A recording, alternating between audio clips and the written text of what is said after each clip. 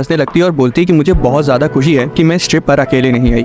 और ऐसा बोलते हुए वो मासूके को किस करती है। अगले दिन जब यूई की नींद खुलती है तो वो मासूके के साथ उसके बिस्तर में थी और ऐसा लग रहा था कि वो दोनों अभी भी नशे में थे। यूई बोलती कि कल की रात बहुत ज़्यादा अच्छी थी।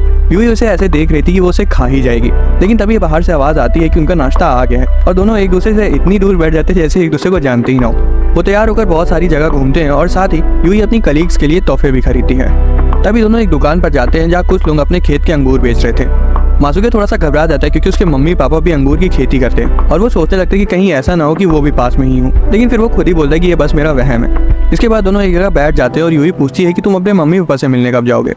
मासूके बोलता है कि उसके मम्मी पापा इस समय बहुत ज़्यादा बिजी हैं क्योंकि गर्मियों में अंगूर ज़्यादा बिकते हैं, इसलिए उनका पूरा समय उसी में चला जाता है।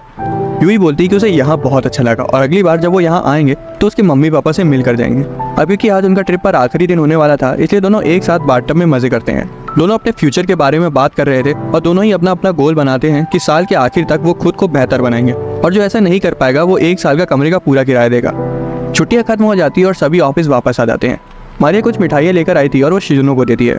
शिजुनो मारिया से उसके ट्रिप्स की फोटोज मांगती है तो मारिया घबरा कर बोलती है कि वो उसकी पर्सनल फोटोज है, इसलिए वो उन्हें नहीं दिखा सकती। वो दोनों मासूके से पूछती है कि उसके परिवार में सब कैसे हैं, तो मासूके बोलता है कि सब ठीक है और वो अपना काम करने में लग जाता है। मारिया यूई के पास भी मिठाई देने जाती है और ये देखकर मासूके घबरा जाता है कि कहीं खुशी खुशी में यूई अपना मुंह ना खोल दे, और ऐसा ही होता भी है। जब मारिया वापस आती है तो शिजुनो और मासूके को बताती है कि यूई ने तो अपने ट्रिप पर यामानाशी में बहुत मजे किया।